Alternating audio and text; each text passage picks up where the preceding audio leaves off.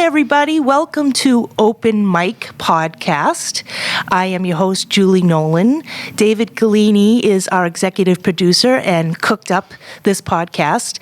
Open Mic, I always like to say this in the beginning just to clarify if this is the first time you've tuned in.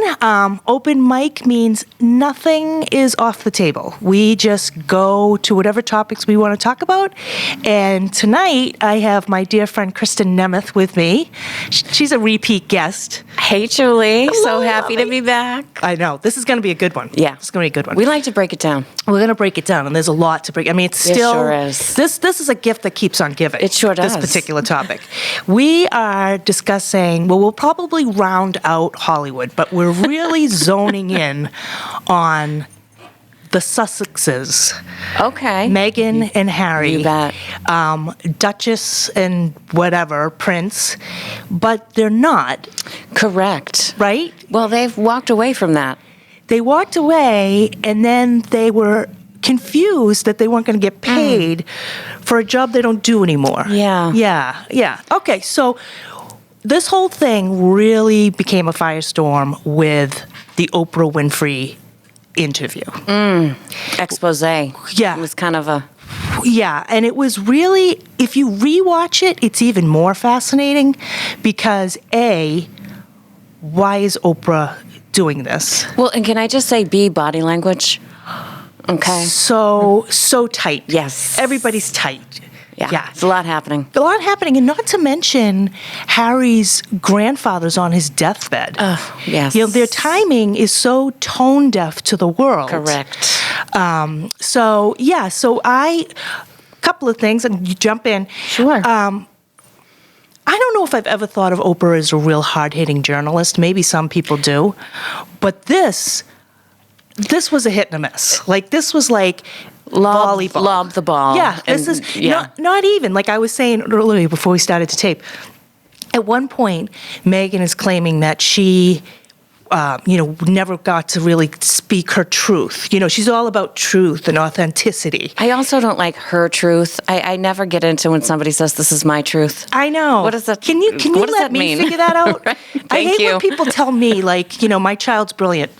I'll be the judge that might of that. be your truth, but is that the truth? I don't think Not it's sure. the truth. Yeah, exactly. So she was basically indicating that, she's the sort of, dare I say, black sheep of the family, and that racism is very, there and real and all this kind of stuff. But then, due to research, they had this one reporter was like, that's so interesting that Oprah would say, were you silent or silenced? Like, everything she did was so, yes. like, what? Okay. It was like a play, in my opinion. You almost want a reel of just Oprah's facial expressions, like in one of those kind of things where they give you a compilation of just her facial expressions. Right? Right? I mean, it's ridiculous. But anyway, so this reporter was like, it's so interesting. So when Oprah asked that, Meghan said, the latter. You know how she was, with the hands and the whole, Well, she's scared. I mean, she was giving off the impression that she's just a tiny deer in the woods, and she's just terrified. That's exactly it. She's just this young girl just plucked out of Hollywood. She actually grew up in LA. 39 years old, right? At 39 years old, married before. Right. I mean, she's trying so hard to be, I actually read this, she's trying so hard to be Diana 2.0. Absolutely. And even those expressions, trying to be that, like, Diana could do it because that was the truth. Absolutely. She was scared. She was 19 when she met Prince Charles. Like, she didn't know what the hell was going on. She didn't know anything about life. Right. Okay? Now you got Meghan saying, well, they didn't prepare me. Okay, one more non-truth. They did. Queen Elizabeth picked her top two, whatever they're called, handlers, people, dressers, whatever, to really work with Meghan and get her ready. And according to this article, it's like she doesn't do that for just anybody. So either she was worried, and rightfully so, or she just really was like, I got to get this kid in line. Yes. She's American and she's acting like it, and, That's not going to fly here. It's not going to fly here. We curtsy here. We curtsy. There was actually another clip of her. I think it was when they got engaged, and Meghan's like, are you ready to curtsy? Like, Prince Harry is being serious. Like, this is the Queen of England. Get your curtsy down, girl. And Meghan's You've got to kinda have like, your curtsy. Meghan's like, I love meeting grandmothers. I love my grandmother. It's like, Not the question. this We're is a looking for problem. a full curtsy here. Yeah, full curtsy. So anyway, it just, the thing is that with social media, you can't get away with a thing now. Ew. Good luck to you. If you're lying out there, people, forget Don't it. take pictures. Yeah, don't. Right. Stay away. You know what? Just go to your basement. That's all. Maybe a ham radio. For entertainment. Take it to old otherwise, school. It's gonna It will be come back. out. Because the first thing that came out, and this is when I was kind of giving Meghan some room, and I want to find out when you probably right away didn't buy her baloney, was she claimed that when she met him, like that she didn't know who he was. I mean, please. Are you living in a cave system of movement where you don't pick your head up and know that there's a royal family? Right. And her comment was, well, it didn't matter to me that he was a prince. It mattered to me if he was kind. Oh, please. I mean, come Cue on. the gag reflex, exactly. please. Acting 101. And then she has this continuous thing that she does that she didn't know much about him, didn't Google him. Meanwhile, as each minute goes by, it is more and more obvious that's exactly what she did. She set her sights on him. Oh, it was a mission. Right? It was a mission. Yeah, she's playing demure. She's playing it well enough to trick some people, but I see right through that as full-blown narcissism.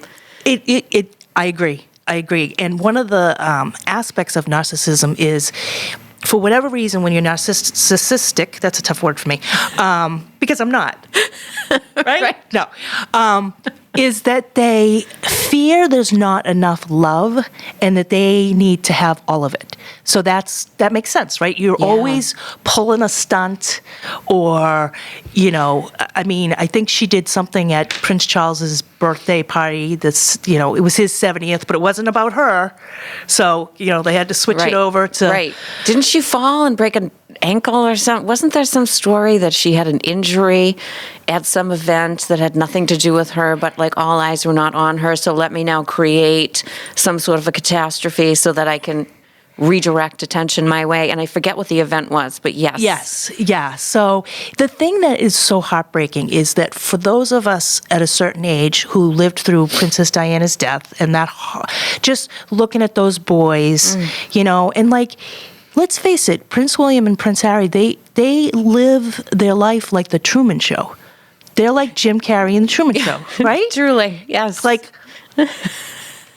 he may be 37 on paper, but Harry is a very young, naive, sheltered individual. There's the word, yes. sheltered. Yes. In his own skin and in his family and when he was in the service, I felt like he really did become a man. I felt like he found a way to release his anger. He actually said that in an interview. And so, now what has he got? Well, now he's got Meghan. That's about all he has, unfortunately. Right? He really bought into it, and this is what he has. Right. And the thing is that she's so conniving. She was so determined, the mission, that she started doing charity work. Before she met him, she started, she was trying to be like, look at me, I'm just like you, I'm into causes, blah, blah, blah. I'm into causes. I'm into all sorts of things with whatever people they may be. Yeah. If it's a cause, people. I'm into it. Yeah, with my, $5,000 sunglasses, I'm into it. Unbelievable. But the thing is that, it's always going to be about Prince William to a certain degree because he's going to become king. Yes. And so this to me was like, his time to shine. So when it first came out, and I guess I was just hopeful, I was like, look at that. Like she's gorgeous. She's American. She's biracial. There was a great story about her, probably the only one I can think of, about her standing up to some commercial when she was like 11. She wrote to the company and said, I'm biracial, and I didn't like how that commercial was. Okay, now I didn't hear about that. Yeah, and they changed it. They wrote her back and said, if you grab a certain lens and you put enough BS around it, she did a good job. She became the product. Gotcha. Of what he wanted. And it borderlines creepy because she allegedly wore Diana's favorite perfume. That's I've got such a problem with that because, when you smell someone's scent, it's like, it's emotional. It goes into your body and it becomes an emotional reaction to it. I can still remember when I smell a certain flowering plant that my grandmother had in her yard, I immediately think of her. It takes me right back to her. So this is a mind game that she played. Yeah. And played it beautifully because... Yeah, because my sister and I were talking about it the other day. My uncle had an old Fleetwood Cadillac, one of those, moving living rooms. And it sat there for a long time, and then we went to go get it. My father was going to drive it, but I ended up driving it home for some reason. And same thing, my grandfather's pipe smell came up through the, because it's like all, fabric back in those days. Oh, yeah. And same thing, it was like, oh my God, because he had been gone for years. Yeah. And it just, so that goes beyond the pale. Oh, if that's true. Absolutely. That was like a choice and part of the mission to say, like, I want to bring all of these memories back up. I want to become not what his mother was to him in the sense that, like, it was his mother. Right. But she wanted to emulate her. Yes. And that is, honestly, she couldn't be more opposite than Diana. Oh, my God. Diana opposite. Truly suffered. She was honest. Her faces were so sad, but those were true. Like when she says, well, there were 3 of us in the marriage, so it was a bit crowded. But that's authentic. Exactly. Not to overuse the word that Meghan loves to overuse, authentic. Exactly. But it was authentic. Yeah. So a couple of the points where she's contradicts herself, okay? Just recently, April 30th, she gave a big, huge Zoom speech to girls between the ages of 13 and 18. I think in the U.S. I don't think it was worldwide or anything, but anyway, and it was all about empowering and be that strong woman and be all this. And in this same interview that I watched, there's a clip of her in 2013, and it's for Men's Health, and it's completely sexual. It's like short shorts, and she's eating a burger, and it's just like, let's face it, you did anything to get on camera. You were what's the name of that game show with the suitcases? Oh dear, I won't think of the name of it, but I know what you mean. You know what I'm talking about. The suitcase girl. She was a suitcase girl. She had the suitcase. Yeah. She goes from suitcase girl to I don't curtsy. Right. What? Honestly. It's just, but the thing is this is where social media really has its merits, because I think we're just at the tip of the iceberg of how much this is going to go down, because no one wants any part of her. Well, this is where it's interesting, because I think she has her followers. Hollywood. Well, I think she's been kind of embraced by Hollywood right now, initially, because they're buying into the whole story. But as more of her backstory comes out, like her old Instagram posts, you can delete all you want, but those are forever. So as her old Instagram posts come out, as that stuff starts to come out, I feel like people might start distancing themselves. And you and I have talked about this. I don't know what he's going to think in 5 years, 10 years, but this is all he ended up with. He's deserted the royal family, and he's got this. Yeah, he's walking around L.A. in a golf shirt and getting a frozen yogurt. And is that what's happening right You now? were a prince. What happened? You wore like 82,000 amulets and all sorts. And and the whole, maybe even a cape or something. I don't know. Definitely a cloak. Let's just of say some it's a lot kind. more than a golf shirt. My God. No, I do. I feel for him. I feel for him because I feel like she knew exactly what she was doing. He was at a point in his life where, it's all been about Kate and William and blah, blah, blah. And so, and they warned him.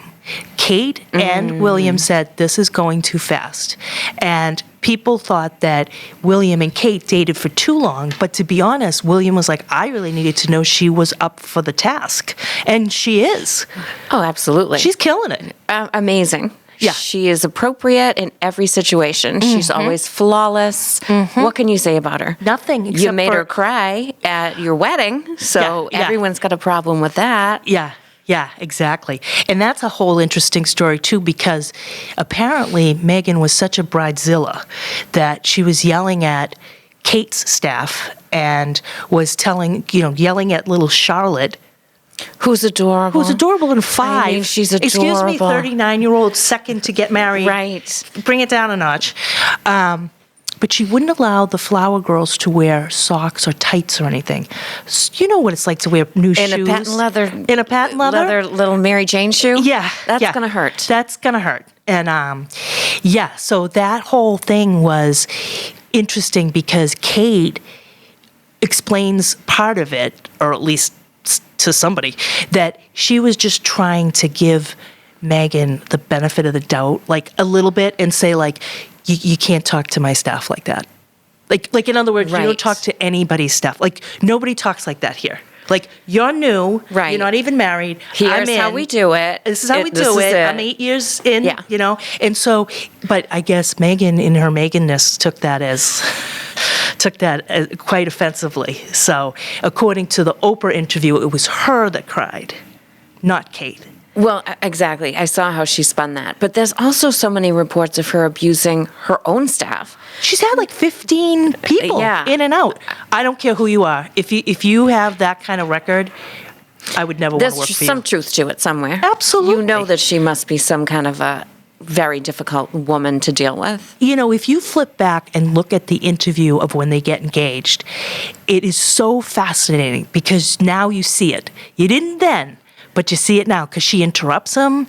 She's the narrative. She's it was our causes, that really brought us together. Right, and then he's supposed to follow her lead and answer in kind, which you can tell that wasn't going to be his answer. It was her answering. Right. And at one point, because this was a body language expert that was showing us this clip again, and he says very nicely, I think she'll make a wonderful addition to the royal family, and all of our duty, we'll do it together. Now we're going to do our duties together. And Meghan goes like this, like head down, yeah. like not that wasn't the message she's sending. Nope, she was giving it the negative. They have been married less than 3 years. That is a drama-filled. I'm married 23 years. I don't know what to say. I'm not saying it's been an easy road. I'm just saying You've had less drama in 23 years than they've had in 3. I have had a good less amount of trauma, all of it. Both. All of it. But I cared what my flower girls wore. Well, Come I didn't on. even have a flower girl. Okay, well, there you go. I had my 2 nieces, and I've said it before, and I'll say it again to my nieces. I hired you because you were professional, not because we were related. Honestly, I hired them. They were in dance and gymnastics. They were going to get down that aisle with some elegance. Oh, that's pretty. And they wore tights. Well, the thing with the tights, though, that's interesting is that's, I think, a thing for her. She doesn't like to wear nylons, pantyhose, tights, etc. Right. So she was going to make that be her little weird control issue. Yes. With these little girls, which made absolutely no sense why they couldn't wear socks or whatever with their new shoes. So that was a weird thing she kind of hooked herself onto. This issue with the nylons or pantyhose or tights or whatever. She doesn't want to wear them. And what's interesting about that is that was so in the beginning that I kind of thought, well, yeah, I don't really like to wear them either if it's hot Well, out. I agree with her. I mean, I haven't worn them in 100 years, and I Right. get So it, but I'm not in the royal family. Yeah, not so the royal it's different. family. But I guess at that point, I thought, oh, maybe she'll make life easier for everybody. Maybe Kate won't have to wear nylons now. You know what I mean? Can she break the wall Yeah. of nylons? That awful, terrible, Do some real good. Add it to your causes. that firewall of nylons. I'm going to stop nylons right away. Oh my goodness. But yeah, so, it just goes on and on. I mean, today, Meghan put a book out. Did you see that? What is it called? The Bench? It's called The Bench, and it's already being accused of being plagiarized. Oh, dear. It's because Okay. the idea of the book is it's said through Meghan's beautiful motherhood weepy eyes, Okay. watching Harry and Archie develop their relationship. He's What? yet to be 2. I just want to point that out. I don't know what kind of relationship I had with Frankie before 2. Maybe just when's a snack. I mean, they're not fully formed at this point. There's not a lot of deep chats about, racism or whatever going on in that scenario. Correct. But anyway, so the whole idea is that it's kind of this, sing-songy sort of, she got an illustrator and, she is part of some big book company. I forget what it is. But literally, I saw that this morning, and then this afternoon, there's already a lawsuit happening because this is called The Bench, and there's another book called The Boy and the Bench. Oh, so she just left the boy off the bench. She just left and the boy continued on. on. Yeah, so it's just a blank bench on her book, and then a boy on a bench in the other book.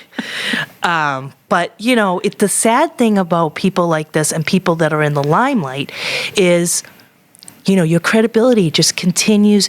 Let's say just for fun, she literally came up with this on her own. I mean, there's so many things out there that you might come up with and you Google it and they're like, oh, there's already a company. It's been done. Yeah, that's been done like 17 times.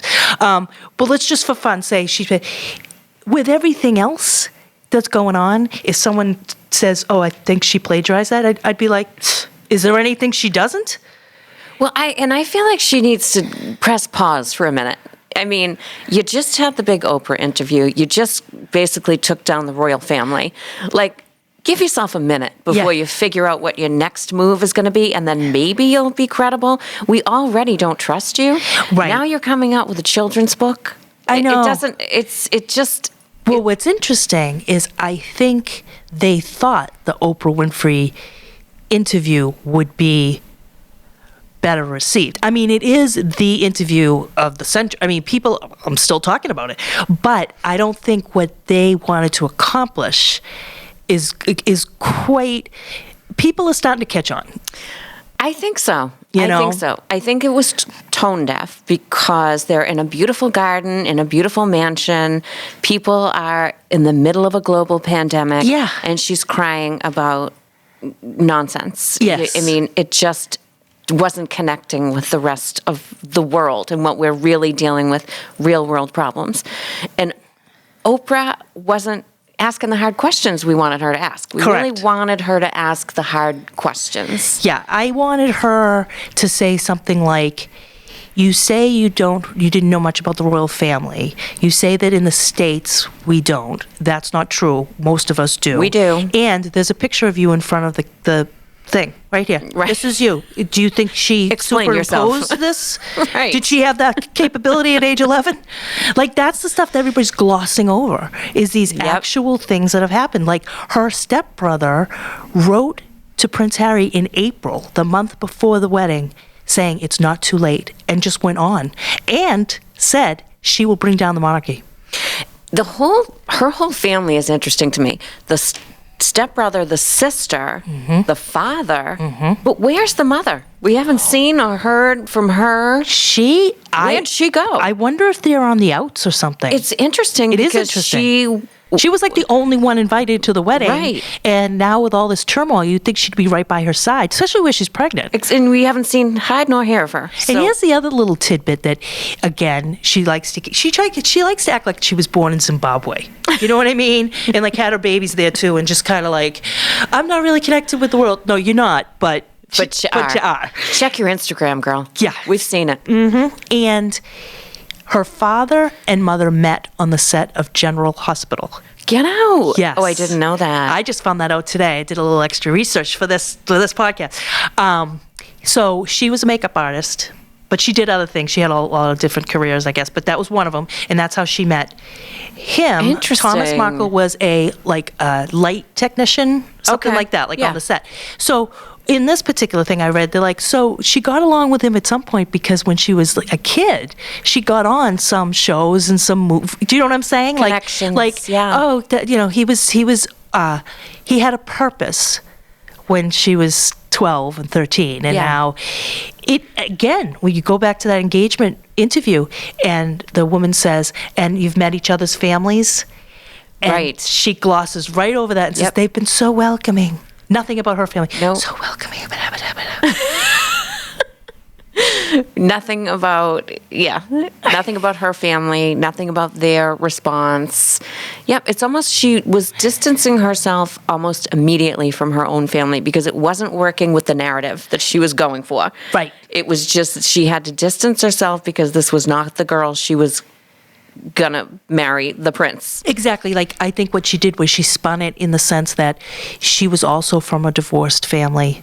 Parents were divorced, but, the fact that, there's other things going on. You know what I mean? She picked and chose the attributes that were going to be Hand-selected, very manipulative. I feel really bad for Harry. I know some people don't, and some people think he's just as at fault. Oh, this is controversial. There are many people that totally disagree with us, and there are many people that applaud him for removing his wife from what they think would be her eventual fate, which was the fate of his mother. Mm-hmm. And people see this completely differently than we do. Yeah. So, yeah. I mean, I guess, to each his own. It's just, I guess I struggle so much with everything going on, like real racism, like really bad, and Exactly. people are hurting and with mental illness, and for her to use those buzzwords, Absolutely. in a over the top $3,000 dress. By the way, another little tidbit: her dress that has that sort of almost looks like bird droppings, if Yes, you will, yeah. on navy, is almost exactly what. So Prince Edward abdicated. He was older than Prince Charles. No, Prince Charles? Yeah, no, I got that wrong. It doesn't matter. The point is, she's wearing the same dress. This is like the 50s, mid 50s, and he abdicated and went to America and married a divorced woman. Blah Yeah. blah blah blah. Pretty much same dress. Like, there's a picture of her with that splatter type. Do you know what I mean? Like, this is all very cold and calculating, people. Well, she tries to. I always liked her personal style until I realized it's not her personal style. She's mimicking the style of Diana, and she also reminds me of JFK Jr.'s deceased wife, with her very simple, plain kind of style. Jackie Onassis? No, his. The new Carolyn Bassett Kennedy. Yes. She tries to mimic. She knows that style works. She knows that style works for royalty there and royalty here. Yep. So she tries to mimic that style, which I liked until I realized that's not her personal style. When you see actual pictures of her in her life before him, this was nothing like the way she dressed, nothing like the way she presented herself at all. Exactly. And, she is an actress. So this is like, I've shown up to work. Where's my wardrobe? Right. Where's my costume? Where was my lines? Click. Yep. This is her Academy Award winning. And scene. Exactly. Boy, that might be where we end. That was beautiful. Well, Well, listen, I hope you enjoyed. We're not done. We're going to have a part 2 Oh, or no, something. because I just saw today that Harry's doing something else with Oprah. I just saw that, the two of them. So we'll have to tackle that. Because I'm questioning if they're that protected or if it's going to get that out of hand that maybe Netflix just says, we're not going to pick you up. Spotify, we're not going to pick you up. Like, that's where I see it where going. this goes. Because at the end of the day, if you don't win people over and they don't, why would I ever watch her other than to do what I'm For doing now, fascination purposes. Well, yeah, I am fascinated, but it's like, I'm not going to listen to her for like mother advice or fashion advice or anything. No. I mean, she's pulled every trick in the book to get what she wants. Absolutely. And that's not empowering women. And that's not compelling. No, And no. she has no charisma, so there's no reason. Right. I mean, oh God, when she gets interviewed, Oh, yeah. it is just She is playing that part. hard. Kristen Nemeth, thank you so much. Always this a has pleasure, been so Julie great. Nolan. You are listening to Open Mic with your host, Julie Nolan, and my guest, Kristen Nemeth, and of course, the awesome executive producer, David Galini.